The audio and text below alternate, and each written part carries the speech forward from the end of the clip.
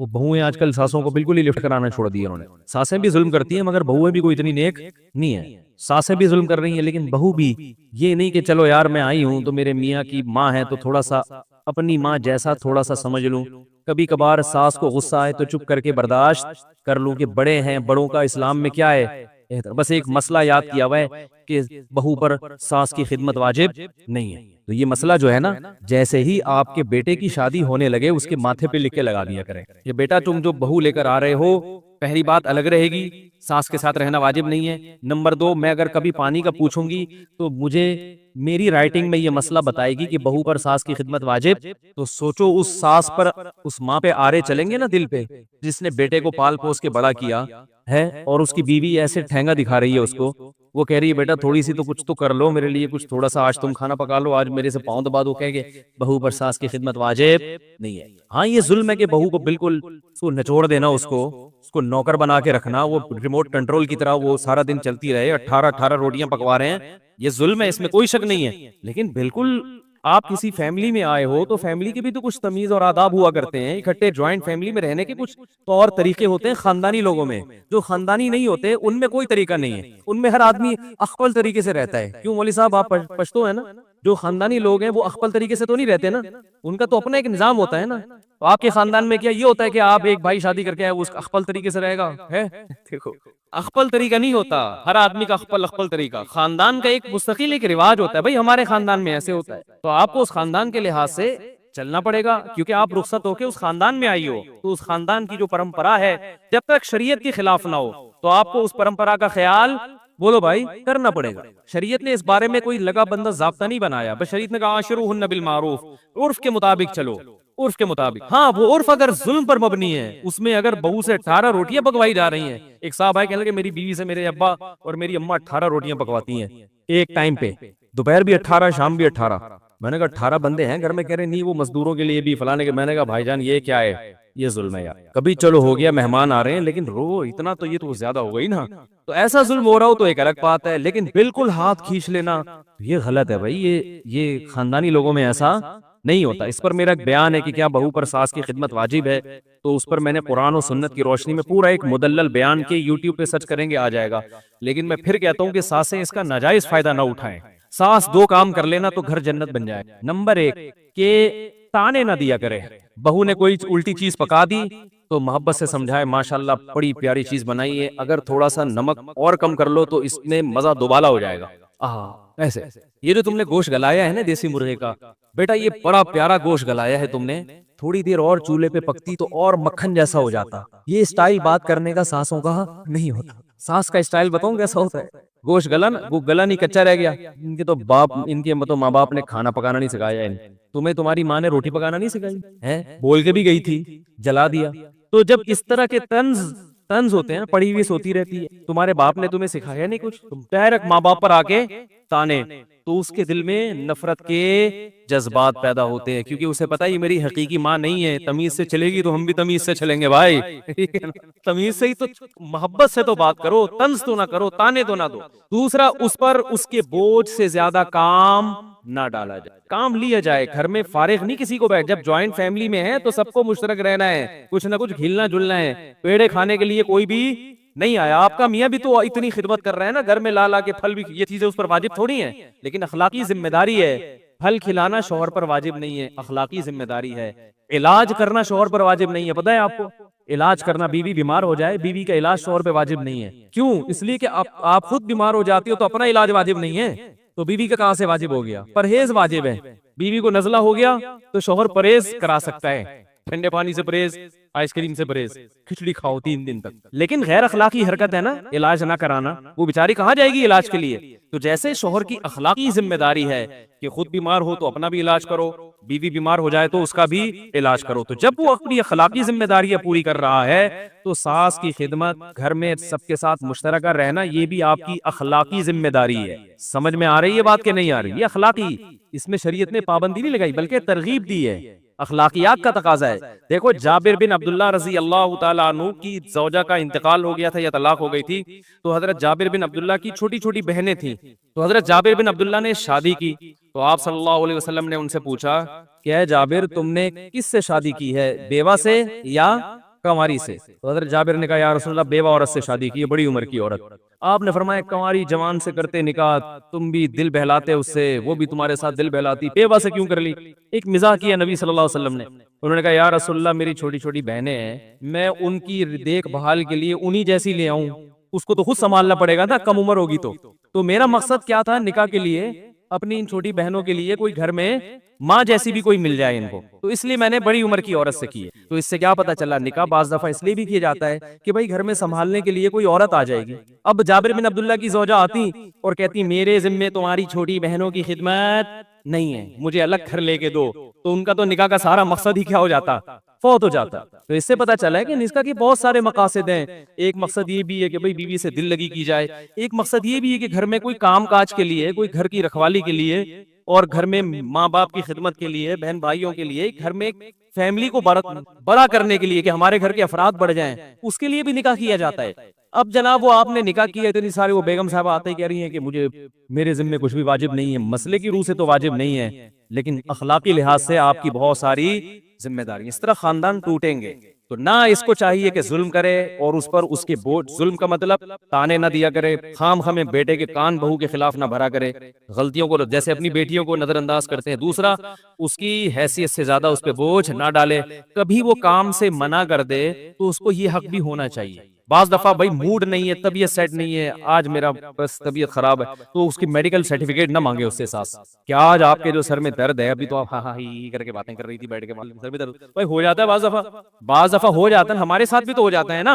अच्छे भले बैठे मूड ऑफ हो जाता है, कोई तबीयत खराब हो जाती है आदमी का, फिर कहता है नहीं हो रहा, नींद बाज दफा ज्यादा आती है, थकावट इतनी होती है कि उठा नहीं जाता।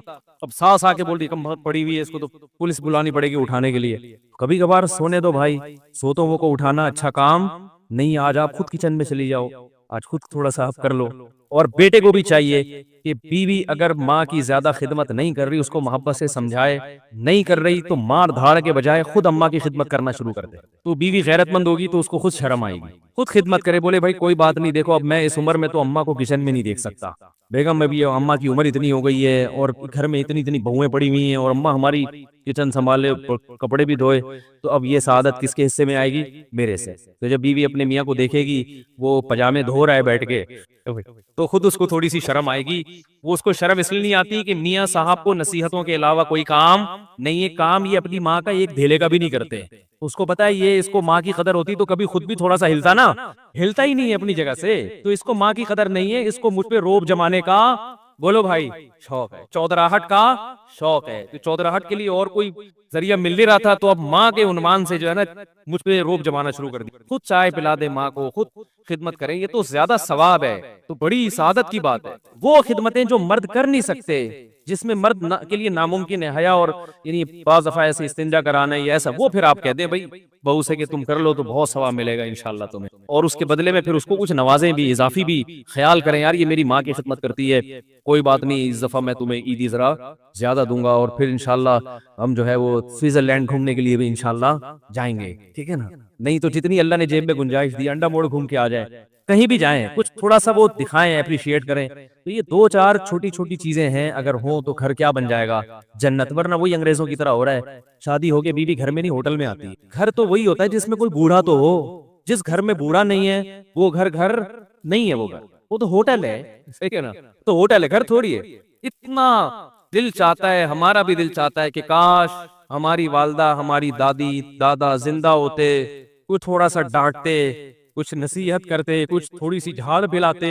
घर में कोई बूढ़ा नहीं है तो कोई नसीहत करने वाला नहीं है, कोई होता जिसके हम थोड़ी झाड़ सुन के बर्दाश्त करते, उसके पांव दबाते, उससे दुआएं लेते, तो ये कितनी बड़ी नेमत है घर में बूढ़े का वजूद। आज कैसी जिंदगी गुजर रही है, घर में बूढ़ा बर्दाश्त नहीं हो रहा, बर्दाश्त नहीं हो रहा, बस अलग हो जाओ, बस अलग हो जाओ, बस अलग हो जाओ। फिर आपकी औलाद होती है तो कैसी मोहब्बत से दादा दादी नाना नानी उसको पालते हैं, वो एक अलग लुत्फ है। घर में अगर आपके बड़े नहीं हैं तो आप बाप हो, दादा का मजा बच्चों को मिलता ही नहीं है, न नाना की मोहब्बत मिलती है, न दादा की मोहब्बत मिलती है। आधी काम तो दादा दादी नाना नानी बच्चों का कर लेते हैं उनको पालने में, तो सारा सेटअप मगरिबी कल्चर की वजह से बर्बाद हो रहा है। सबसे पहले अपना अकीदा दुरुस्त, इस्लाम क्या कहता है, جس نے ہمیں نعمتیں دی ہیں اس کا شکر ادا کرو.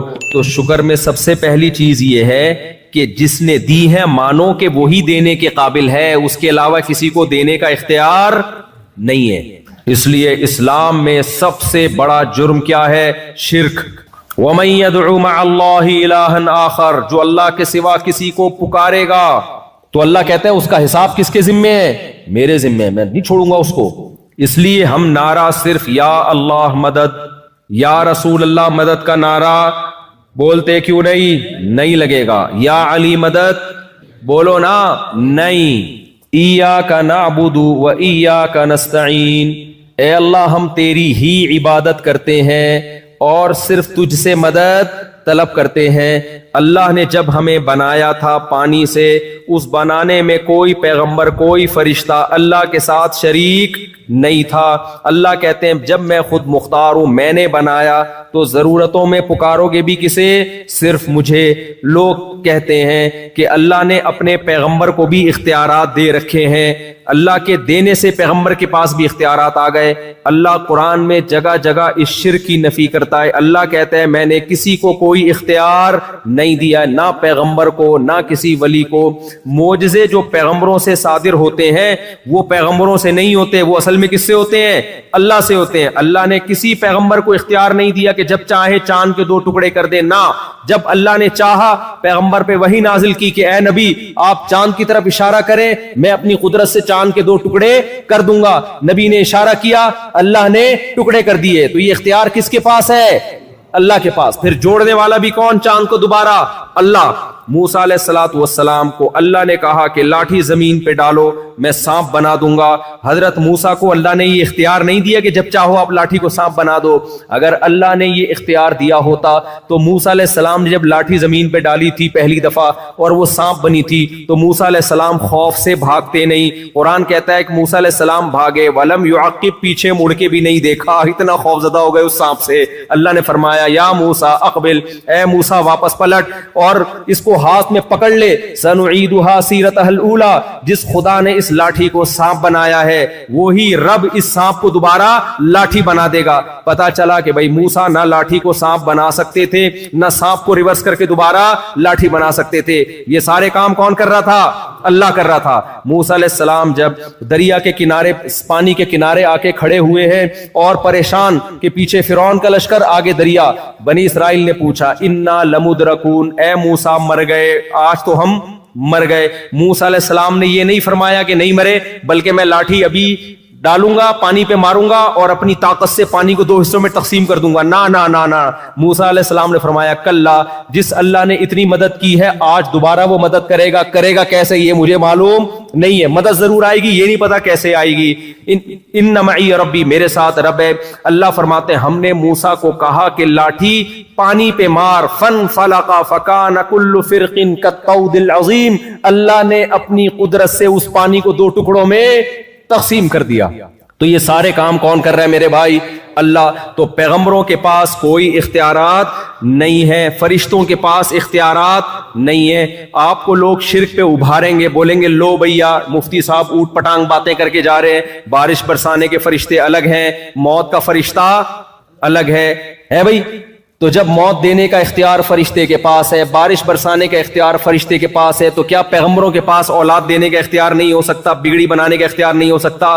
نہ, موت کا اختیار فرشتے کے پاس نہیں ہے. موت روح نکالنے کا کام فرشتے سے لیا جاتا ہے, اختیارات فرشتے کو نہیں دیے جاتے. اس کی مثال ایسے ہے, میرے ہاتھ میں قلم ہے, آپ مجھے کہتے ہیں مفتی صاحب اس پہ سائن کر دیں, میں قلم سے سائن کرتا ہوں. آپ کہتے ہیں لے بھائی مفتی صاحب نے قلم سے سائن کا کام لیا ہے, لہذا قلم کے پاس یہ اختیارات ہیں کہ وہ سائن کر سکتا ہے.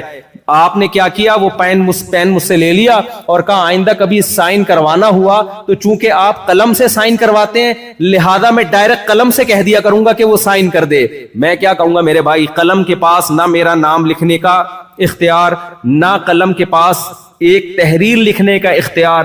قلم کا کام ہے جیسا جیسا میں اس کو جہاں جہاں گھماؤں گا اسی حساب سے وہ گھومے گا. تو اللہ میاں نے بھی موت کے فرشتے کو گچی سے پکڑا ہوا ہے اور بولا ہوا ہے کہ جیسے جیسے میں تجھ سے کام لوں گا اس طریقے سے تو روح قبض کرے گا.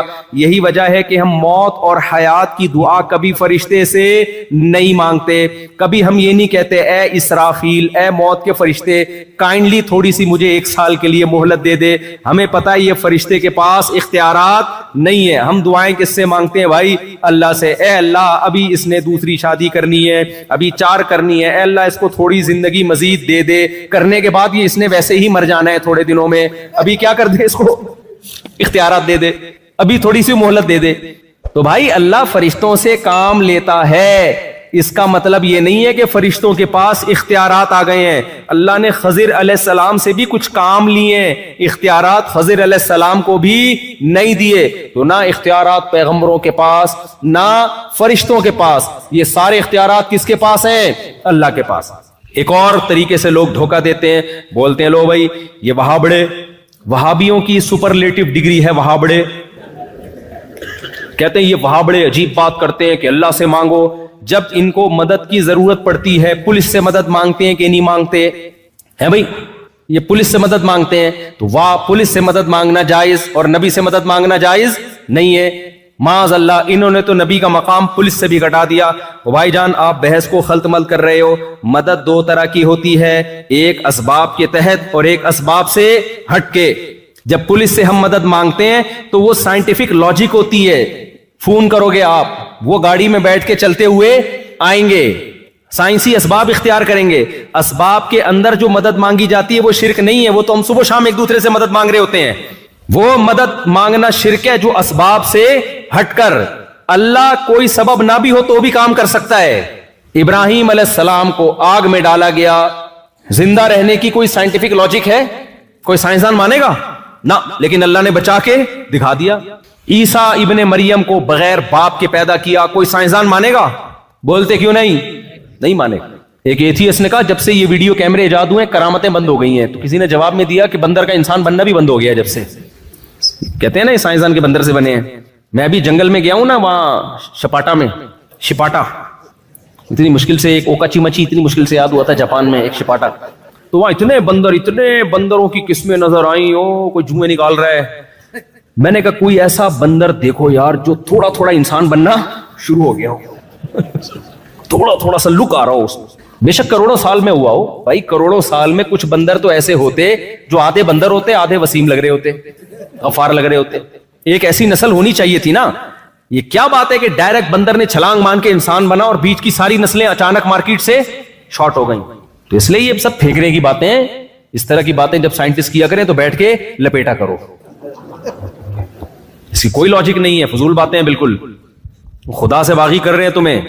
تو میں تو بھی گیا، میں نے بندروں کو بہت غور سے دیکھا، جہاں بندر آتے میں دیکھتا تھا، میں دیکھا شاید یہ والا بننے والا ہو بھائی، تھوڑا بن چکا ہو. کوئی بھی نظر نہیں آیا، یا تو بندر تھے یا ڈائریکٹ ہم انسان تھے، بیچ کی کوئی نسل ہمیں نظر نہیں آئی. اور آپ کہہ سکتے ہو آپ نے ایک جنگل دیکھ لیا نا، ساری دنیا کے جنگل گئے ہو، تو ابے تم لوگوں نے تو ساری دنیا کے سائنسدانوں نے تو دیکھ لی ہے نا، کیمرے تم نے فٹ کر کے گئے ہو، تمہیں بھی اب تک کوئی نظر نہیں آیا. تو یہ نہیں ہو سکتا بھائی. اور اگر بندر سے بنا بھی ہے تو بندر کیسے بن گیا؟ بندر تک بننا آسان ہے؟ بندر بھی تو ایک اللہ کی مخلوق ہے. اس کی آنکھیں دیکھو، اس کی ناک دیکھو، یہ بھی سافٹ ویئر ہے بھائی، یہ بھی خود بخود ایوالو ہو کے یہاں تک نہیں پہنچ سکتے. تو میں کیا بات کر رہا تھا، ایک تو میں باتیں بھولنے بہت لگا ہوں. یہ میں حافظہ کمزور نہیں ہے میرا، کہیں آپ سمجھیں کہ حافظہ کمزور ہے. میرا توجہ ایک دم ایک ٹاپک کی طرف ہوتی ہے تو پورا اسی میں گھسیڑ دیتا ہوں میں اپنے آپ. تو میں یہ عرض کر رہا تھا، ہاں عقیدے کی بات کر رہا تھا. توحید کے اسباب سے ہٹ کے کام کون کر سکتا ہے؟ اللہ. تبھی ہم دعا کرتے ہیں اللہ سے. دعا کہتے ہیں اسباب سے ہٹ کے کسی کو پکارنا. پولیس سے ہم دعا نہیں مانگتے. تو آپ یہاں بیٹھے بیٹھے نبی کو پکارو گے تو یہ اسباب کے تحت نہیں ہے، یہ اسباب سے ہٹ کے ہے، لہذا یہ والی پکار شرک ہے. تو یہ شرک اللہ کے ساتھ ناشکری ہے کہ میں نے بنایا، میں نے پیدا کیا اور میں نے پیغمبروں کو اپنے انٹروڈکشن کے لیے بھیجا کہ مجھے پکارو، تم نے اسی پیغمبر کو معبود بنا لیا. عیسائیوں نے کیا کیا ہے؟ کہا کہ عیسیٰ بغیر باپ کے پیدا ہو گئے. معاذ اللہ، کون ہے اللہ کو باپ بنا دیا؟ معاذ اللہ، نقل کفر. اللہ نے کہا واہ بھائی واہ، ان مثل عیسیٰ عند اللہ کمثل آدم. عیسیٰ کی مثال اللہ کی نظر میں آدم کی طرح ہے. آدم کے نہ تو باپ تھے اور نہ ماں تھے، تو اے عیسائیوں تمہیں کیا ہو گیا کہ آدم کو اللہ کا بیٹا نہیں کہتے؟ جو باپ اور ماں دونوں کے بغیر پیدا ہوئے اور جو ماں کے ذریعے پیدا ہوا اس کو اللہ کا بیٹا کہہ رہے ہو، تو تمہیں کیا ہو گیا بھائی؟ کیسی عقل ہے؟ کیوں نہیں کہہ دیتے اللہ نے اپنی قدرت سے بغیر باپ کے پیدا کر دیا؟ کیا ہوتا ہے بھائی؟ اللہ سب کچھ کر سکتا ہے۔ تو یہ ہمارا عقیدہ ہے بھائی، سارے اختیارات کس کے پاس ہیں؟ ہو سکتا ہے کچھ لوگ پھر یہاں ورغلائیں، لو بھائی جبریل آئے تھے، انہوں نے کہا تھا لِأَهَبَ لَكِ غُلَامًا زَكِيًّا، اے مریم میں تجھے ایک بیٹا ہبہ کرنا چاہتا ہوں۔ تو اسباب کے بغیر بیٹا ہو رہا تھا نا، بغیر باپ کے بیٹا ہو رہا ہے، اسباب کے تحت ہے، وداؤٹ اسباب ہے، کوئی لاجک بنتی ہے؟ تو جبریل کیا کہہ رہے ہیں؟ میں دے رہا ہوں۔ اس کا مطلب جبریل بھی بغیر سبب کے بگڑی بنا سکتے ہیں، کام کر سکتے ہیں۔ نا نا نا نا، یہ نسبت مجازی ہے۔ بعض دفعہ کام کوئی کر رہا ہوتا ہے، کسی سے لے رہا ہوتا ہے، تو نسبت مجازن اس کی طرف کر دی جاتی ہے۔ سمجھتے ہو گے نہیں سمجھتے؟ جیسے قرآن میں آتا ہے کہ حلال و حرام کرنا صرف اللہ کا اختیار ہے، نبی کو بھی اختیار نہیں۔ لِمَ تُحَرِّمُ مَا أَحَلَّ اللَّهُ لَكَ، اے نبی جس چیز کو اللہ نے حلال کر دیا آپ اس کو حرام نہیں کر سکتے۔ دوسری جگہ قرآن کہہ رہا ہے یحل لہم الطیبات ویحرم علیہم الخبائث، نبی ناجائز چیزوں کو حرام کر کے جائیں گے، ہیں بھائی؟ ایک طرف قرآن کہہ رہا ہے اے نبی آپ حرام حلال کا رائٹ آپ کے پاس نہیں ہے، ایک طرف اللہ کہہ رہا ہے آپ بری چیزوں کو حرام کون کرے گا؟ آپ کریں گے۔ بھائی حرام اللہ ہی کرے گا، لیکن چونکہ نبی کی زبان کے ذریعے کرے گا اس لیے مجازن نسبت کس کی طرف کر دی؟ بولو، نبی کی طرف کر دی۔ یہ نسبت مجازی کہلاتی ہے، حقیقت میں کون کر رہا ہے؟ اس کی میں اکثر مثال دیتا ہوں۔ آپ ہوٹل میں جاتے ہو یا کسی کی دعوت میں جاتے ہو، کسی نے پوچھا بھائی تو نے کتنی بریانی کھائی؟ آپ نے کہا میں 2 پلیٹیں کھا گیا۔ اگلا کہہ رہا ہے کمبخت تجھے بریانی کھانے بھیجا تھا، پلیٹیں کھانے تھوڑی بھیجا تھا میں نے تجھے، تو کیا کر کے آیا ہے؟ تو آپ کیا کہو گے؟ بھائی کھائی بریانی ہے، لیکن بریانی اور پلیٹوں کا ظرف مظروف کا رشتہ ہے آپس میں، ظرف اور مظروف کا، یہ علماء سمجھتے ہیں نا، ظرف اور مظروف کا رشتہ ہے۔ تو بعض دفعہ ظرف بول کے مظروف مراد لیا جاتا ہے کیونکہ دونوں کا ریلیشن بہت مضبوط ہے۔ اس میں حکمت یہ کوانٹٹی بتانے کے لیے کہ کتنی کھائی ہے میں نے۔ اگر میں بتاتا 2 بریانی کھا گیا تو تمہیں کیا پتا چلتا کوانٹٹی کتنی ہے؟ تو میں نے 2 پلیٹیں کہا، یعنی اتنی بریانی جتنی 2 پلیٹوں میں آ جاتی ہے۔ تو مجازی نسبت کے لیے کوئی مصلحت ہوتی ہے تو اللہ نے بھی کہا نبی حرام کر کے جائیں گے، یہ بتانے کے لیے کہ نبی کا فریضہ کیا ہے۔ نبی کا کام میڈیکل سائنس یا بزنس یا کاروبار نہیں ہے، نبی کا کام ہے شریعت بیان کرنا کہ کیا حلال ہے اور کیا حرام ہے۔ سمجھتے ہو کہ نہیں سمجھتے ہو؟ لوگ مجھ پہ اعتراض کرتے ہیں نا، یہ مولوی صاحب امریکہ کینیڈا جاپان کیا کرنے جا رہا ہے؟ جاپان میں اتنے بڑے بڑے سائنسدان ہیں، یہ مولوی کیا سائنسدان ہے جو وہاں جا رہا ہے؟ بھائی جاپانیوں کو سب کچھ پتا ہے، حلال و حرام کا علم جاپانیوں کے پاس نہیں ہے، یہ پیغمبروں کے پاس ہے، یہ پیغمبر کا فریضہ ہے۔ جب پیغمبر دنیا سے چلے گئے تو علماء پیغمبروں کے وارث ہیں، اب یہ علماء کا فریضہ ہے۔ تو جاپان میں اگر علماء پیدا ہوتے تو ہم وہاں جا کے یہ بیان نہ کرتے۔ سمجھتے ہو؟ ساری چیزیں انگریزوں کے پاس نہیں ہے، حلال و حرام کا علم کس کے پاس ہے؟ مسلمانوں کے پاس ہے، کیونکہ پیغمبروں کا علم مسلمانوں کے پاس ہے۔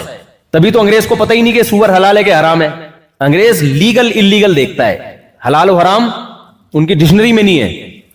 شراب حلال ہے حرام ہے، نہ، انگریز دیکھے کہ لیگل ہے کہ انلیگل ہے، صحیح ہے نا؟ ہم لیگل انلیگل تھوڑی دیکھتے ہیں۔ اگر لیگل بھی ہو شراب پھر بھی ہمارے ہاں کیا ہے؟ حرام، کیونکہ پیغمبر نے حرام قرار دے دیا ہے۔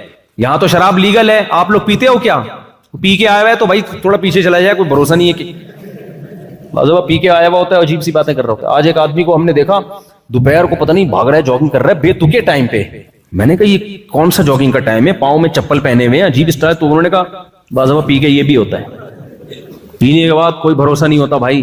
ایک صاحب کو ہم نے دیکھا بیٹھے ہوئے اپنے آپ سے باتیں کر رہے ہیں، میں نے کہا یہ تقریر کی تیاری کر رہے ہیں، انہوں نے یہاں کے مقامی لوگوں کو کہہ رہے ہیں پیا ہوا ہے۔ تو میرے بھائی تو یہ نسبت حلال و حرام کی مجازی، اس لیے سب اختیارات صرف اور صرف اور صرف کس کے پاس؟ اللہ کے۔ میں بات کو سمیٹ کے ختم کر رہا ہوں، جلدی جلدی موضوع کو مکمل کر رہا ہوں۔ زیمبیا میں آج میرا آخری بیان ہے، اس کے بعد مجھے پتلی گلی سے نکلنا ہے۔ تو دوسرا کام شکر گزاری میں اللہ کی یہ عبادت، دنیا کے ہر مذہب میں عبادت ہے یا نہیں؟ اللہ کہتے ہیں میری عبادت کرو۔ تو عبادت کیسے کریں؟ اللہ نے بتایا وضو کر کے 5 ٹائم، بولو نماز پڑھو، پڑھو گے کہ نہیں پڑھو گے؟ مسجد میں جماعت کے ساتھ۔ زندگی میں ایک بار حج کرو اگر اللہ نے استطاعت دی ہے، میرے گھر کی زیارت کرو، رمضان کے روزے رکھو، یہ آپشنل نہیں ہے کہ جاب مشکل ہے, مزدور ہے. نہ بھائی, جب رمضان آیا ہر صحت مند مقیم پر رمضان کے روزے لازم ہیں. آپ یہ نہیں کہہ سکتے میری جاب بہت ڈیفیکلٹ ہے. نہ, اللہ کا حکم آسان ہے, لچکدار نہیں ہے. خوب سمجھ لو, لچک نہیں ہے اس میں. جب کہہ دیا تو کہہ دیا. آج بہت ہلکا لے لیا اللہ کے حکم کو.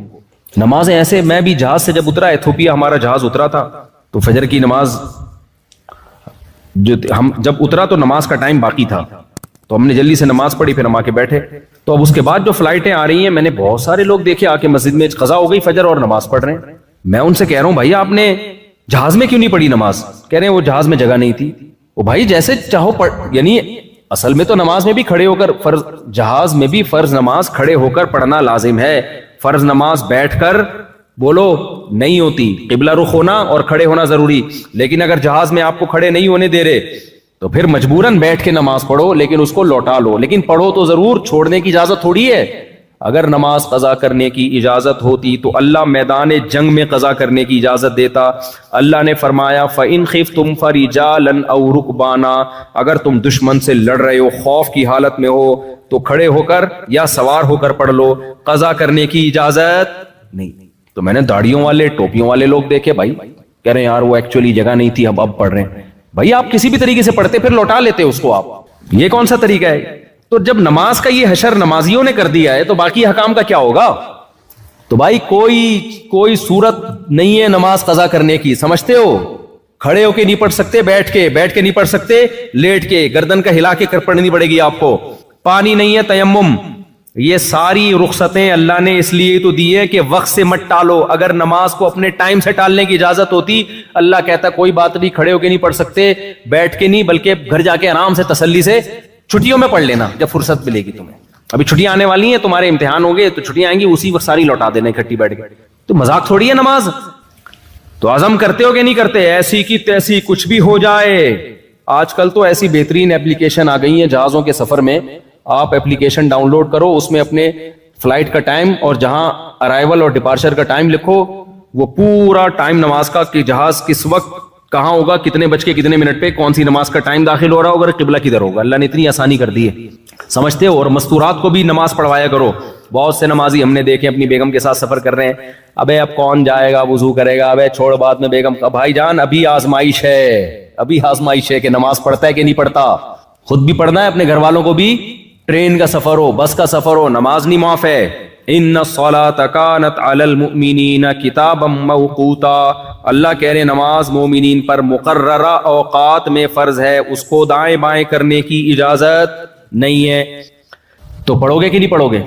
تیسرا کام, یہ رمضان کے روزے ہو گئے, حج ہو گیا زندگی میں ایک بار. اس کے بعد اللہ نے کچھ چیزیں ہم پہ ویسے ہی حرام کی ہیں جو اخلاقیات میں آتی ہیں, ان کا عبادت سے تعلق نہیں بلکہ اخلاقیات سے. اس میں اللہ نے فرمایا لا تقربوا الزنا, زنا کرنا تو دور کی بات, زنا کے قریب بھی مت پھٹکو. زنا کا آلٹرنیٹ اللہ نے ہمیں کیا دیا؟ بولو, نکاح دیا. غیر مسلم نکاح نہیں کرتے, زنا کرتے ہیں, اور اگر شادی کرتے بھی ہیں بہت دیر سے کرتے ہیں. ان میں کوئی اگر بالغ ہوتے ہی شادی کر لے اس کو بے وقوف سمجھا جاتا ہے. آپ عمل کر کے دکھاؤ, بولو بے وقوف تم ہو, ہم نہیں ہیں.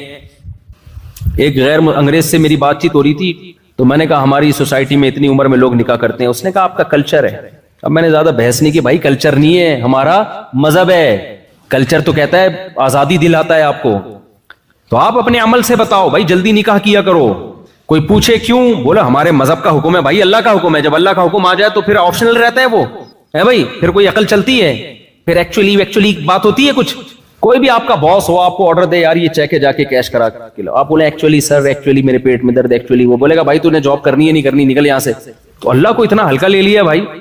تو اللہ کہہ رہا ہے جب جس میں نکاح کی استطاعت تو فوراً کیا کرے وہ نکاح. اے اللہ خرچہ ہوگا بہت زیادہ, ٹینشن. اللہ نے کہا غیر مسلم کیلکولیٹر لے کے بیٹھے گا, ابھی میری اتنی تنخواہ, حالانکہ اس کی بیوی آنے کے بعد اس کا خرچہ ہو ہی نہیں رہا ہے, کم بخت کا 1 روپے دھیلا نہیں بیوی پہ خرچ کرنا, پھر بھی کیلکولیٹر لے کے بیٹھا ہوا ہے. ہم نے سارا خرچہ خود کرنا ہے, پھر بھی اللہ کہہ رہے کیلکولیٹر استعمال کرنے کی اجازت نہیں. ان یکونوا فقراء یغنیہم اللہ من فضلی, اللہ کہتے ہیں نکاح کرو اگر فقیر ہوگے اللہ اپنے فضل سے غنی کر دے گا. اللہ پہ توکل کرو.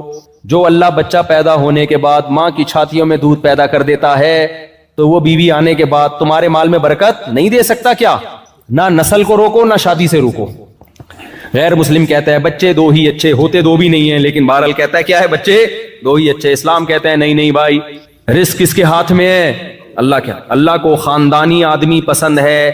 پارکوں میں لکھا ہوتا ہے فیملی کے ساتھ آئیں، ہو سکتا ہے جنت کے دروازے پہ اللہ لکھ دے فیملی کے ساتھ آؤ، پھر کیا کرو گے؟ کیا خیال ہے بھائی؟ تو میں تو 18 کے ساتھ نکل لوں گا، میں بولوں گا اللہ اور تو ہمارے پاس کوئی امال ہی نہیں ہے. کیا خیال ہے بھائی؟ اور تو ہمارے پاس. اللہ پہ توکل کرو میرے بھائی، کیلکولیٹر لے کے نہیں بیٹھے رہا کرو. تمہارے ماں باپ کا احسان ہے تم پر کہ نسل نہیں روکی، تم پیدا ہو گئے. وہ بھی روک سکتے تھے، میرا باپ بھی 2 بچوں کے بعد نسل روک سکتا تھا، تو میں تھوڑی پیدا ہوتا. میرے والد نے کس پہ توکل کیا؟ اللہ پہ. اللہ اولاد دے گا. اور قرآن کہتا ہے لا تدرون ایہم اقرب لکم نفعا. نسل مت روکو بھائی، تمہیں کیا پتا تمہاری اولاد میں کون تمہارے لیے زیادہ کام کا نکل آئے.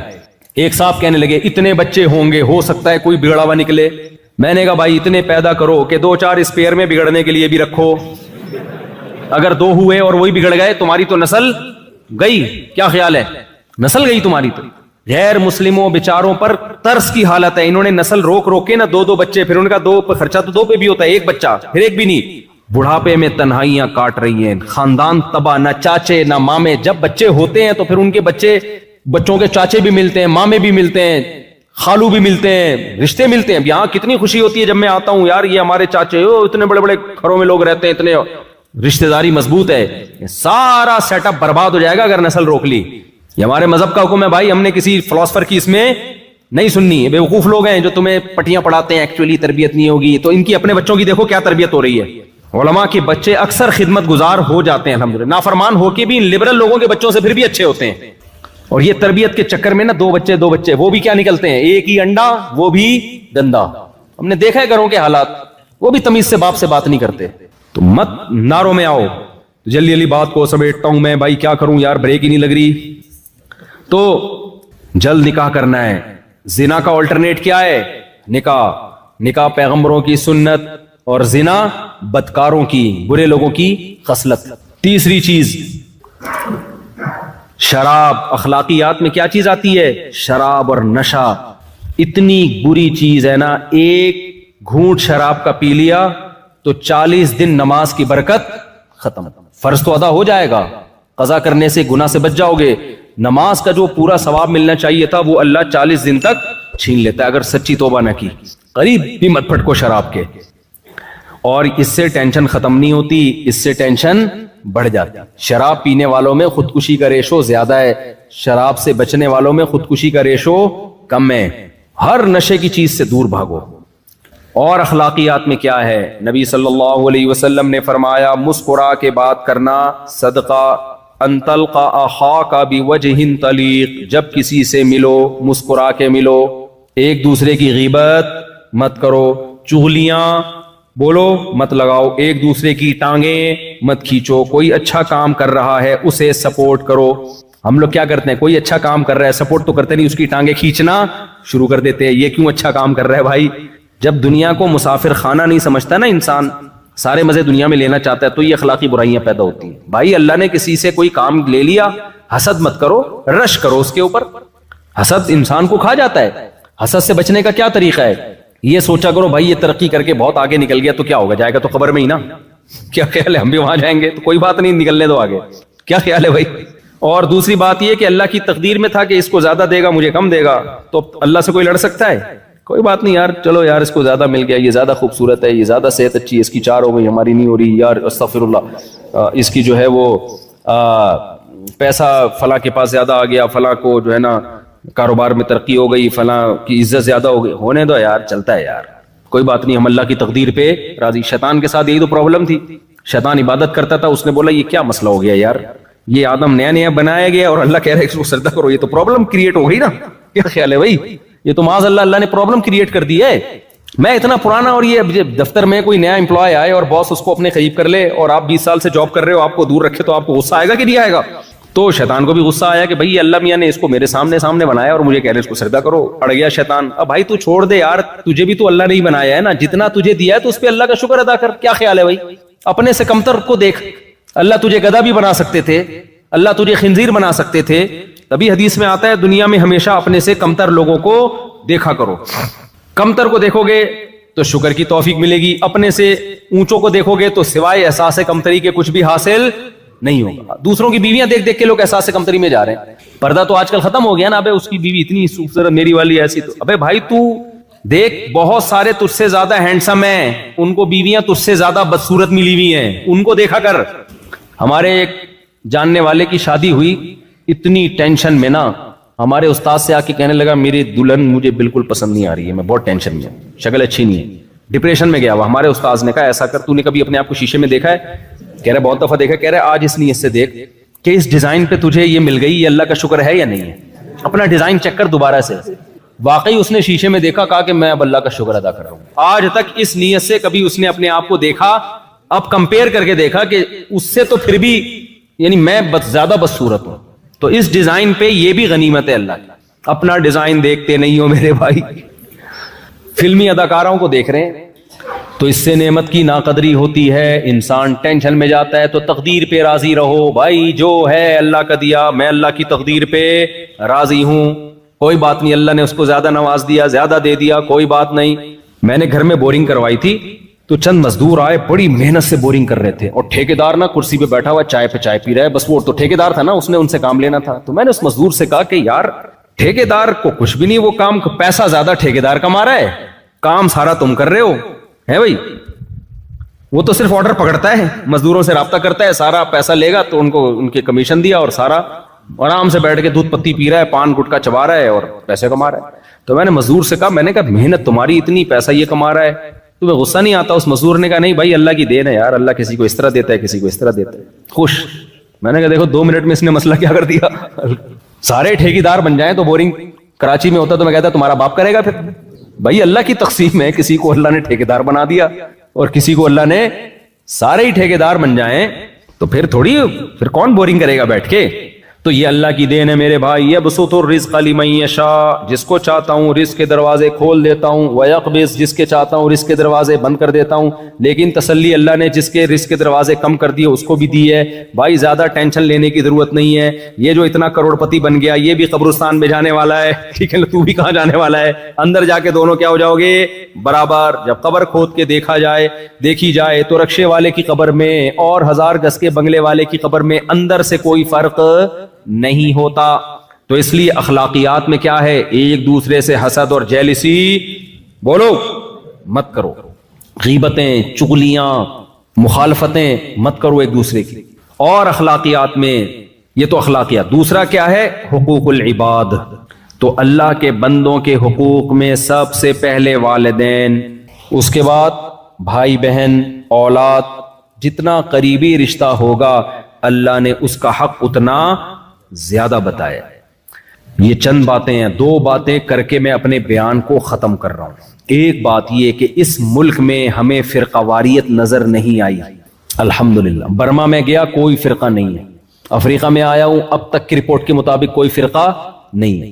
ہوتا پتہ ہے کیا ہے آج کل دھوکہ کیا ہو رہا ہے, کوئی نیا فرقہ بنے گا, اس سے فرق کرنے کے لیے آپ کو بھی کوئی نام دے دیا جائے گا, پھر لوگ کہیں گے دیکھو یہ نیا فرقہ بن رہا ہے, آپ کو پھر کیا کہا جائے گا, فرقہ. جیسے میں نے ابھی ایک بیان کیا کہ علماء دیوبند کوئی فرقہ نہیں ہے. جب سے اسلام آیا نا بر صغیر میں, برما میں, ہندوستان میں, افغانستان میں, ایران میں, شیعہ لوگوں کے علاوہ جو اہل سنت والجماعت کا مسلک آیا تو ہم اسی کو فالو کرتے چلے آ رہے ہیں. بہت سے نئے فرقے ہندوستان میں بنے جن کی ڈیٹ آف برتھ بھی ہمیں معلوم ہے, ان سے فرق کرنے کے لیے لوگوں نے ہمیں دیوبند کا نام دے دیا. تو پھر لوگوں نے کہنا شروع کر دیا دیوبندی ایک فرقہ ہے.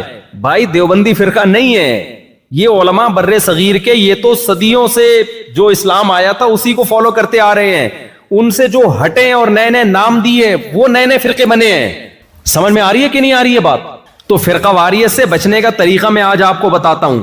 دیکھو نبی صلی اللہ علیہ وسلم نے, یہ بہت امپورٹنٹ بات ہے, اس کو گچی سے پکڑ لو, کیونکہ جہاں بھی پاکستانی جاتا ہے نا وہاں کچھ نہ کچھ نئے جو اسکالر آ رہے ہیں نا, یہ کچھ نہ کچھ گند کرتے ہیں. دیکھو نبی صلی اللہ علیہ وسلم نے فرمایا میری امت 73 فرقوں میں تقسیم ہوگی، ان 73 میں 72 جہنمی، ایک جنتی۔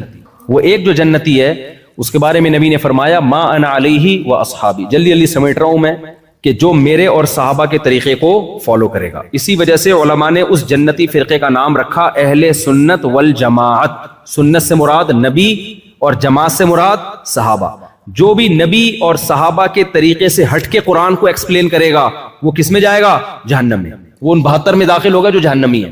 یہ جو چاروں امام ہیں نا، امام ابو حنیفہ، امام مالک، امام احمد، امام شافعی رحمہم اللہ تعالی، ان کی اصل بنیاد قرآن، سنت اور صحابہ ہیں۔ یہ کبھی اجماع صحابہ کے خلاف بولو نہیں جاتے۔ تبھی چاروں امام 3 طلاقوں کو 3 کہتے ہیں۔ وجہ کیا ہے کہ صحابہ سارے کے سارے 3 طلاقوں کو اکٹھی 3 طلاقوں کو 3 مانتے تھے۔ یہ صحابہ کے اجماع کے خلاف نہیں جاتے تھے یہ لوگ۔ ہاں کچھ مسائل میں ان میں اختلاف ہوا، اس اختلاف کی وجہ سے وہ جہنمی فرقوں میں نہیں آ جاتے۔ اس کی دلیل بھی حدیث سے ثابت ہے۔ نبی صلی اللہ علیہ وسلم نے صحابہ کو بھیجا کہ تم میں کوئی عصر کی نماز نہ پڑھے جب تک بنو قریظہ نہ پہنچ جاؤ۔ جلدی جلدی حدیث بیان کر رہا ہوں۔ صحابہ گئے، عصر کی نماز قضا ہونے لگی۔ اب بعض نے کہا بھائی نبی کا مقصد یہ تھوڑی تھا کہ نماز قضا کر دی جائے، تو اس لیے ہم نماز پڑھیں گے۔ قرآن نے حکم دیا ہے عصر کی نماز کی حفاظت کرو، درمیانی نماز کی حفاظت کرو۔ بعض نے کہا بھائی نبی کی بات کا مطلب یہ نہیں تھا، لہذا ہم نماز پڑھیں گے۔ بعض نے کہا بھائی مطلب تھا یا نہیں تھا، نبی کا حکم یہ کہ نہیں پڑھنی تو ہم نہیں پڑھیں گے۔ اب حدیث کی تشریح میں اختلاف ہوا کہ نہیں ہوا؟ دونوں کے پاس دلیل ہے، ایک قرآن سے دلیل لے رہا ہے، ایک حدیث سے دلیل لے رہا ہے۔ دلیل کس کے پاس ہے؟ دونوں کے پاس۔ نبی نے دونوں کو ملامت بولو نہیں کی۔ کوئی یہ کہہ سکتا ہے یہ 2 الگ الگ فرقے تھے، ایک کہتا ہے نماز پڑھنی چاہیے، دوسرا کہتا ہے نماز نہیں پڑھنی چاہیے۔ بھائی یہ فرقے نہیں تھے، یہ مکتبہ فکر تھے، رائے کا اختلاف تھا قرآن و سنت کو سمجھنے میں۔ اس اختلاف کی بیس پہ کوئی رائے وجود میں آئے تو اس رائے کو فرقہ نہیں کہا جا سکتا۔ یہ جو امام ابو حنیفہ، امام مالک، امام شافعی، امام احمد بن حنبل، انہوں نے قرآن و سنت پہ ریسرچ کی ہے تو بہت سارے مسائل میں ان کا اتفاق ہو گیا، اور کچھ مسائل ایسے تھے جن میں ادھر بھی دلیل ادھر بھی دلیل، تو ان مسائل میں ان کا اختلاف ہو گیا، اور انہوں نے اسلامی قانون کو مرتب کر لیا۔ جب اسلامی قانون مرتب ہوا تو پوری دنیا میں انہی کے فالوورز پھیل گئے، پوری دنیا میں، بر صغیر میں، ہندوستان، پاکستان، اسی طرح روس کی ریاستیں، ازبکستان، بخارا، سمرقند، ان علاقوں میں، افغانستان اور برما، یہ پورے علاقوں میں فقہ حنفی آیا۔ سمجھتے ہو؟ تو یہ سارے کے سارے یہاں اسلام لانے والے ہی حنفی تھے۔ تو یہاں قدیم جو اسلام آیا ہے وہ کون لے کر آئے ہیں؟ حنفی علماء لے کر آئے ہیں۔ تبھی صدیوں سے یہاں فقہ حنفی کو فالو کیا جا رہا ہے۔ آپ جس کنٹری میں رہتے ہیں یہاں زیادہ تر لوگ مالکی ہیں، میں نے یہاں دیکھے نماز پڑھتے ہوئے فقہ مالکیہ کو۔ یہاں امام مالک رحمہ اللہ تعالیٰ کی تحقیقات کو فالو کیا گیا۔ سعودی عرب میں بہت تھوڑے سے علاقے میں 2% لوگوں نے امام احمد بن حنبل کے فقہ کو فالو کیا۔ اسی طرح ملیشیا، انڈونیشیا میں اسلام کیا تو شوافے گئے وہاں پہ، فقہ شافی۔ تو پوری دنیا صدیوں تک ان 4 فقہ کو فالو کرتی رہی ہے۔ لہذا کوئی اگر اٹھ کے کہے یہ 4 فقہ فرقے ہیں تو وہ 100% غلط بات کر رہا ہے، کیونکہ اس کا مطلب تو پھر پوری امت ہی جہنم میں چلی گئی نا۔ بچے گا کون؟ ابے کیا ہو گیا؟ تو بچے گا پھر کوئی؟ پھر وہی دال چاول والا قصہ ہو جائے گا جو میں بار بار بیان کرتا ہوں۔ ایک آدمی نے خواب دیکھا کہ جنت میں دال چاول کھائی جا رہی ہے، جہنم میں دیگیں پک رہی ہیں۔ اس نے کہا یار یہ کیا مذاق ہے؟ تو فرشتے نے بولا 4 آدمی آئے ہیں جنت میں دال چاول ہی پکائیں گے، اب دیگیں تھوڑی پکائیں گے ان کے لیے ہم۔ کچھ لوگ اسلام کو ایسا ایکسپلین کرتے ہیں کہ ایسا لگتا ہے یہ 4-6 آدمی ٹھیک ہیں، باقی سارے صدیوں سے کیا کر رہے ہیں؟ گھاس کھا رہے ہیں۔ تو امام ابو حنیفہ کا جو فقہ ہے وہ فقہ حنفی ہے وہ فقہ محمدی، نبی کا فقہ ہی ہے۔ اس کو مرتب امام ابو حنیفہ نے کیا، ان کے شاگردوں نے، اس لیے نسبت کس کی طرف کر دی؟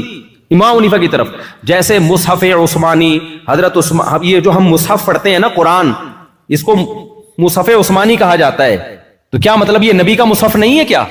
بھائی نبی کا مصحف ہے، لیکن اس کو ترتیب کس نے دیا ہے؟ جمع حضرت عثمان نے۔ تو نسبت کس کی طرف کر دی ہے؟ اب کوئی کہے ہم ابو حنیفہ فقہ حنفی کو نہیں، ہم قرآن و حدیث کو مانتے ہیں، اس کو چاہیے اپنی کھوپڑی کا علاج کرائے۔ یہ ایسا ہی ہے جو کہے میں مصحف عثمانی نہیں مانوں گا، میں مصحف محمدی مانوں گا۔ بھائی تو کہاں سے لائے گا مصحف محمدی؟ نبی کا مصحف مرتب کس نے کیا ہے؟ کوئی کہے میں بخاری کی حدیث نہیں مانوں گا، میں نبی کی حدیث مانوں گا۔ بھائی امام بخاری نے جو نبی کی باتوں کو جمع کیا، تو جن باتوں کو امام بخاری نے مرتب کیا اس کو بخاری کی حدیث کہا جاتا ہے وہ نبی کی حدیث. تو یہ جو قانون اسلامی مرتب ہوا ہے نا, اس مرتب شدہ قانون کو کیا کہا جاتا ہے؟ جس کو امام مالک نے مرتب کیا اس کو فقہ مالکیہ. تو یہ پوری دنیا میں پھیل گیا, اور جب گیا ہے تو پھر پوری دنیا میں مسلمانوں نے اسی کو فالو کیا ہے. ہر شخص کو اجازت نہیں دی ہے کہ وہ خود قرآن و حدیث میں تحقیق کر کے چیزیں لائے مارکیٹ میں. اگر ہر شخص کو اجازت دے دی جائے کہ خود سے وہ تحقیقات کرتا رہے تو دین چوں چوں کا مربع بن جائے گا, اچار چٹنی بن جائے گا, اور خواہشات کا مجموعہ بن جائے گا, جیسے کہ بن رہا ہے. ہر اسکالر اٹھتا ہے قرآن حدیث کے نام پہ کوئی نیا منجن مارکیٹ میں لا کے بیچنا شروع کر دیتا ہے. تو اس لیے حنفی بھی ٹھیک ہیں, مالکی بھی ٹھیک ہے, شافی بھی بولو ٹھیک ہے. ان میں اگر اختلاف ہے تو وہی والا اختلاف ہے جو صحابہ میں بنو قریظہ والا اختلاف ہوا تھا. نبی نے کسی کو بھی جہنمی نہیں کہا, لیکن علماء کہتے ہیں فالو ایک کو کرنا ہے, برحق چاروں کو سمجھنا ہے. جیسے صحابی نے ایک رائے کو فالو کیا تھا نا, دو رائے کو فالو کرنا ممکن نہیں ہوتا. اب ایک صحابی کہہ رہے میں نہیں بھی پڑھوں گا اور پڑھوں گا بھی عصر کی نماز. بھائی ایک کو فالو کرو گے آپ, یا تو نہیں پڑھو گے یا پڑھو گے, دو کو تھوڑی فالو کیا جا سکتا ہے. لوگ کہتے ہیں جب چاروں برحق ہیں تو چاروں کو فالو, یہ پاسبل نہیں ہے. دوسرا اس میں خواہشات کا دروازہ کھل جائے گا, اس لیے منع کیا جاتا ہے بھائی ایک کو فالو کرو. اب کیا ہوتا ہے, کچھ لوگ ہمیں فون کرتے ہیں کہ کسی لڑکی سے شادی کرنی ہے, اس کے ابا راضی نہیں ہے. میں کہتا ہوں آپ مجھ سے مسئلہ کیوں پوچھ رہے ہو, آپ تو اہل حدیث سے پوچھتے ہو مسئلہ. وہ کہتے ہیں بھائی اب لڑکی چاہیے نا, تو اب ہم سے پوچھ رہے ہیں مسئلہ. اہل حدیث تو کہتے ہیں کہ ولی کی اجازت کے بغیر نکاح نہیں ہوتا. کیکڑا کھانا ہو تو شافی بنا ہوا ہے, اور لڑکی کے ابا کی مرضی کے بغیر لڑکی سے شادی کرنی ہے تو حنفی بنا ہوا ہے. حالانکہ امام شافی کے نزدیک باپ کی مرضی کے بغیر آپ کسی لڑکی سے شادی بولو نہیں کر سکتے. نہ امام احمد کے نزدیک کر سکتے ہو, نہ امام مالک. دلائل دونوں کے پاس ہیں, ادھر بھی ہیں ادھر بھی ہیں, تبھی تو اختلاف ہوا ہے. تو اس لیے آپ اگر فرقہ واریت سے بچنا چاہتے ہو تو وہی طریقہ ہے جو صدیوں سے چلا آ رہا ہے. ایک کو فالو کرو مضبوطی کے ساتھ, اور دوسرے پہ طنز مت کرو. ہاں کچھ چیزیں ایسی ہیں جو فقہ حنفی میں یا فقہ شافی میں ہیں نہیں, گھسیڑ دی گئی ہیں, وہ بدعتیں کہلاتی ہیں. ان بدعات میں کسی کو فالو نہیں کرنا, بدعت کا بائیکاٹ کرنا ہے. اب وہ بدعتیں کیا کیا ہیں جو حنفیوں میں بھی ہیں, کچھ شافیوں میں ہیں, کچھ مالکیوں میں ہیں, وہ میں بدعتوں پہ بیان کروں گا تو بہت لمبا بیان ہو جائے گا. تو بدعت میں کسی کی نہیں ماننی ہم نے. اور دوسری بات یہ کہ کچھ لوگ آئیں گے آپ کے پاس, امام حنیفہ نے یہ کہا, امام شافی نے یہ کہا, اس کی کوئی دلیل نہیں. بھائی جب فقہ مرتب ہوا ہے نا تو اس میں یہ نہیں ہوتا کہ ہر امام ابو حنیفہ کا قول لے لیا گیا ہے. فقہ میں پھر علماء مشائخ نے یہ فیصلہ کیا ہے کہ فلاں قول چھوڑ دیا, کسی دوسرے قول پہ فتویٰ دے دیا تو وہ فقہ کا حصہ بن گیا. شافعی فقہ میں امام شافی کا ہر قول شافی فقہ نہیں ہے. لوگ ہم پہ اعتراض کر رہے ہوتے ہیں 2.5 سال تم لوگ کہتے ہو دودھ پلانے کی مدت ہے. امام حنیفہ کہتے ہیں کہ دارالحرب میں سود لینا جائز ہے. بھائی فقہ حنفی میں جائز نہیں ہے, فقہ حنفی میں 2 سال کے بعد دودھ پلانا ناجائز ہے. تو اس میں فقہا خود فیصلہ کر چکے ہیں. بعض دفعہ امام حنیفہ تک حدیث نہیں پہنچی ہوتی. امام حنیفہ کے نزدیک بارش کے وقت نماز استسقاء نہیں ہے. اب کوئی کہہ دیکھو امام حنیفہ کے نزدیک بارش میں استسقاء نہیں ہے اور حدیث میں آتا ہے بارش میں استسقاء کی دعا ہے, تو یہ حنفی مذہب قرآن و سنت کے خلاف ہے. بھائی امام ابو حنیفہ کے اس قول کو حنفیوں نے لیا نہیں ہے, سمجھتے ہو, صاحبین کے قول کو لیا ہے, کیونکہ اس میں امکان ہے کہ ہو سکتا ہے امام صاحب تک یہ حدیث نہ پہنچی ہو. تو ہر اشکال کا جواب علماء کے پاس موجود ہے, لیکن کچھ لوگ آئیں گے آپ کو مختلف طریقوں سے توڑنے کی کوشش کریں گے. تو آج جو بھی کمبخت اتحاد کا لیبل لگا کے امت کو جوڑنے کی بات کر رہا ہے نا, وہ اصل میں نیا فرقہ بنا رہا ہوتا ہے, ایک نیا منجن مارکیٹ میں لا رہا ہوتا ہے. تو یہاں مالکی لوگ ہیں, ان کو مت چھیڑو. بولو بھائی امام مالک کا مذہب بھی کیا ہے, تنگ نہیں کرو ان کو چھیڑ چھیڑ کے. یہ بھی ٹھیک ہے. میں مسجد نبوی میں بیٹھا تھا, ایک شخص اردو میں تقریر کر رہا ہے, کسی نے پوچھا امام مالک کہتے ہیں ہاتھ چھوڑ کے نماز پڑھو. اس نے اتنا سخت امام مالک کے خلاف تقریر کی ہے, ہم نے نبی کا کلمہ پڑھا, امام مالک کا کلمہ نہیں پڑھا. وہ کمبخت امام مالک نے کس کا کلمہ پڑھا تھا, انہوں نے کہا نبی کا کلمہ نہیں پڑھا تھا. اور مجھے حیران ہوا کہ میں کئی سال امام مالک نے اس مسجد میں بیٹھ کے درس دیا ہے, اور کب درس دیا ہے, آج سے 1300 سال پہلے بیٹھ کے درس دیا ہے, اور تو ان پہ طرز کر رہا ہے, تو اپنے اسلاف پر ایسے کہہ رہے ہم نے ان کا کلمہ تھوڑی پڑھا ہے. آپ اعتدال کے ساتھ بیان کرو. بھائی امام مالک کی رائے جو ہاتھ چھوڑ کے نماز پڑھنے کی ہے, دلیل ان کے پاس بھی ہے. وہ کہتے ہیں ٹھیک ہے ہاتھ باندھنے کی حدیث ثابت ہے, لیکن چونکہ اہل مدینہ چونکہ ہاتھ چھوڑ کے نماز پڑھ رہے ہیں, اس لیے میری رائے میں یہ عمل آخری عمل نبی کا ہاتھ چھوڑنے کا تھا, تبھی تو اہل مدینہ ہاتھ چھوڑ رہے ہیں. اس بیس پہ امام مالک نے اس کو ترجیح دے دی. ہر فقیہ کے اپنے اصول ہوتے ہیں. مسائل نکالنے کے. امام ابو حنیفہ اہل کوفہ کے عمل کو ترجیح دیتے ہیں. وہ کہتے ہیں یہ عبداللہ بن مسعود اور علی رضی اللہ تعالیٰ عنہ کا گڑھ تھا, یہ دونوں بڑے علماء یہاں کے ٹھہرے ہیں, لہذا ان کے عمل کو ہم ترجیح دیں گے. امام مالک مدینہ والوں کے عمل کو ترجیح دیتے ہیں. ہر فقیہ کے اپنے اصول ہیں.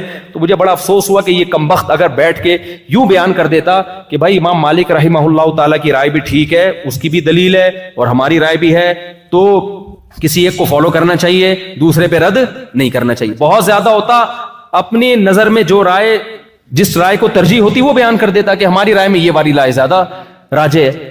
یہ آج جو نئے نئے اسکالر آ رہے ہیں نا, یہ طنز کرتے ہیں, سمجھتے ہو اسلاف سے بدگمان کرتے ہیں, سمجھتے ہیں کہ ہمیں ہی آتا ہے, باقی سارے گھاس کھا رہے تھے بیٹھ کے. تو فرقواریت سے بچنے کے لیے ضروری ہے اس طرح کے اسکالر سے ہوشیار رہو. ہاں, بدعت کو اپنے قریب مت آنے دو. عقیدے پہ کمپرومائز بولتے کیوں نہیں, چپ. عقیدے پہ کمپرومائز, عقیدے میں کوئی حنفی شافی نہیں ہوتا. عقیدوں کو قرآن و سنت نے بہت واضح بیان کر دیا ہے. اجماعی مسائل میں کوئی حنفی شافی نہیں ہوتا. اجماعی مسائل کو قرآن و سنت نے بہت ڈیٹیل سے, ہم 3 طلاق کو 3 اس لیے نہیں کہتے کہ امام حنیفہ نے فرمایا ہے, یہ تو اجماعی مسئلہ ہے, اس میں تو کسی کا اختلاف ہی نہیں ہے. یہ تو قرآن نے بھی بتا دیا, حدیث میں بھی, صحابہ نے بھی بتا دیا. تقلید تو کی جاتی ہے ان مسائل میں جن میں کیا ہے, اختلاف ہے, دونوں طرف دلائل ہیں, ان میں انسان کہتے ہیں ایک کو فالو کرو, دوسرے کو غلط مت کہو. جو اجماعی مسائل ہیں ان میں نہیں کسی کو فالو کیا جاتا, ان میں تو سب اتفاق چلا آ رہا ہے. تو یہ چند باتیں آپ کی خدمت میں. اور آخری سچی مچی کی آخری بات, دیکھو اپنا ایمان ان ملکوں میں بچانا چاہتے ہو تو تبلیغ سے جڑ کے رہو. ساس سسر کو امی ابو کہنا. بہت سے لوگ اپنے ساس سسر کو امی ابو کہہ کر پکارتے ہیں, کیا یہ جائز ہے؟ کیونکہ والد کے علاوہ کی طرف نسبت کرنا تو درست نہیں ہے. جویریہ صاحبہ کراچی سے. جائز ہے بھائی, ساس سسر کو تعظیم سے ابو امی ہی کہنا چاہیے, کیونکہ آپ کے شوہر کے ابو اور آپ کے شوہر کی امی, تو ان کو بے ادبی محسوس ہوتی ہے کہ جو لقب ہمیں اس گھر میں ملا ہوا ہے ہماری اولادوں کی طرف سے, ہمیں اب کچھ اور نام سے پکارا جا رہا ہے. یہ ان کو ایک قسم کی اپنی توہین محسوس ہوتی ہے. تو آپ کے میاں اپنی امی کو امی کہہ رہے ہیں, اپنے ابو کو ابو کہہ رہے ہیں, تو آپ ان کے گھر میں رہ کر یہی کہیں کہ امی ابو. رہا یہ مسئلہ کہ وہ جو ہے کیا نام, اولاد اور بہو جو ہے نا, یہ داماد اور بہو یہ اولادوں میں ہی داخل ہیں. یہ جو قرآن مجید میں اللہ تعالیٰ کے ارشاد ہے نا, ندعو ابناءنا و ابناءکم. نبی صلی اللہ علیہ وسلم جب مباہلہ کے لیے گئے ہیں تو حکم یہ تھا کہ اپنی اولادوں کو بھی لے کر جائیں. تو اس میں یہ کہ ہم اپنے بیٹوں کو بھی لے کر آئیں گے. تو آپ صلی اللہ علیہ وسلم حضرت علی رضی اللہ تعالیٰ عنہ کو بھی لے کر گئے ہیں. تو علماء نے اس میں یہ لکھا ہے کہ یہ اولاد کے مفہوم میں حضرت علی بھی داخل تھے. داماد بھی اولاد ہی کی طرح ہوتا ہے, اسی طرح بہو بھی اولاد کی طرح ہوتی ہے. تو داماد کو چاہیے کہ وہ اپنی بیوی کے والدین کو وہی کچھ کہا کرے, وہی لقب دیا کرے جو اس کی بیوی دیتی ہے. اگر بیوی اپنے والد کو ابو کہتی ہے تو داماد کو بھی چاہیے کہ وہ اپنے سسر کو ابو کہے. اگر بیوی اپنے والد کو ڈیڈی کہتی ہے تو شوہر کو چاہیے اپنی بیوی کے والد کو ڈیڈی ہی کہا کرے. اگر وہ پاپا کہتی ہے تو شوہر کو بھی چاہیے کہ وہ اپنی بیوی کے ابا کو پاپا کہے. اور آپ کو پتہ ہے, پاپا سے یاد آیا کہ ہمارے خاندان ہیں, ان کے گھر میں بیکری کا سارا سامان ہے. تو وہ ناراض ہوتے ہیں, میرا یہ کلپ سنیں گے. ان کے گھر میں پاپا تو بیکری کی چیز ہوتی ہے نا, تو وہ ان کے گھر میں اور بھی 2-3 لقب اس طرح کے ہیں کہ وہ بیکری کا پورا آئٹم بن جاتا ہے. لوگ کہتے ہیں ان کے گھر میں بیکری کے تمام سامان موجود ہے, لیکن میں بتاؤں گا نہیں, وہ پھر ناراض ہو جائیں گے, ہمارے اپنے رشتہ دار ہیں قریبی. خیر, تو جو یعنی آپ کے شوہر اپنے والدین کے لیے جو لقب استعمال کرتے ہیں تو بیوی کو چاہیے وہی لقب ساس سسر کے لیے استعمال کرے. اور اسی طرح معاملہ یہاں بھی ہے کہ بیوی اپنے والدین کو جن الفاظ سے پکارتی ہے تو داماد کو بھی چاہیے کہ اپنے ساس سسر کو انہی الفاظ سے پکارے. اس میں وہ اپنی عزت محسوس کرتے ہیں, اپنائیت محسوس کرتے ہیں. رہا یہ مسئلہ کہ بھئی ابا کے علاوہ کسی اور کی طرف نسبت جائز نہیں ہے, تو اس کا مطلب یہ ہے کہ غیر ابا کو اپنا ابا بنا کے نہیں پیش کرنا چاہیے. یعنی کوئی آپ سے پوچھے کہ آپ کے والد صاحب کون ہیں, تو آپ نے پتہ چلا سسر کو بول دیا یہ میرے والد صاحب ہیں, تو یہ غلط ہو جائے گا. اس کے جو آپ کے سچی مچی کے والد ہیں ان کو تکلیف ہوگی, لے بھائی اب تو اتنا فری ہو گیا, سسرال کا ایسا غلام بن گیا کہ اپنے اوریجنل ابا کو ہی تو نے فہرست سے نکال دیا ہے. تو یہ مطلب ہے کہ جب کوئی آپ سے پوچھے کہ آپ کی والدہ کون ہے تو پھر آپ نے اپنی سچی مچی کی والدہ کا نام بتانا ہے, مدر ان لا کا نام نہیں بتانا. نہ ماں کا نسب تبدیل کر سکتے ہیں, نہ باپ کا نسب. تو پیار سے تو کسی کو بھی پکار سکتے ہیں. ہم تو ایسے لوگوں کو بھی جانتے ہیں کہ اپنے ابا کو کچھ اور کہتے ہیں اور چاچا کو ابا کہتے ہیں. تو یہ جو الفاظ ہیں نا, ان سے کچھ نہیں ہوتا. غیر والد کی طرف نسبت کہ کنفیوژن پیدا ہو جائے کہ یہ اس کے حقیقی ہیں یا نہیں ہے, تو یہ کنفیوژن آپ کو بہرحال دور کرنی پڑے گی. جب کوئی پوچھے کہ تمہارے حقیقی فادر کون ہے تو وہ آپ کو بتانا پڑے گا. اس کی مثال ایسے جیسے آج کل لے پالک میں ولدیت میں اپنا نام ڈال دیتے ہیں. یہ بہت بڑا جرم ہے, بہت بڑا گناہ ہے. میں چونکہ بہت نکاح پڑھاتا رہتا ہوں تو اس میں کئی بار ایسا ہوتا ہے کہ لڑکی کے جو اصل والد ہیں ان کا نام نہیں ہوتا, بلکہ بچی کو بچپن میں جس نے لے کے پالا ہوتا ہے اس کا نام ڈالا ہوتا ہے. یہ بہت بڑا جرم ہے. سورہ احزاب میں قرآن نے اس سے صاف طور پہ منع کیا ہے. آپ صلی اللہ علیہ وسلم کو زید ابن حارثہ سے کس قدر محبت تھی, لے پالک تھے, آپ کے انتہائی چہیتے تھے, مگر قرآن نے آپ صلی اللہ علیہ وسلم کو منع کیا کہ ان کو زید ابن محمد کہنے کی اجازت نہیں ہے, بلکہ یہ زید ابن حارثہ ہی کہلائیں گے. ولدیت میں آپ صلی اللہ علیہ وسلم اپنا نام نہیں ڈال سکتے.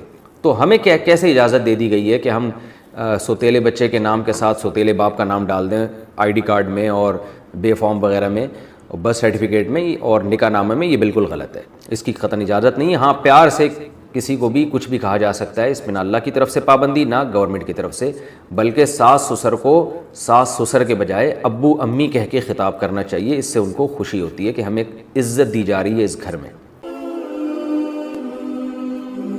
Ask Mufti Tariq Masoud.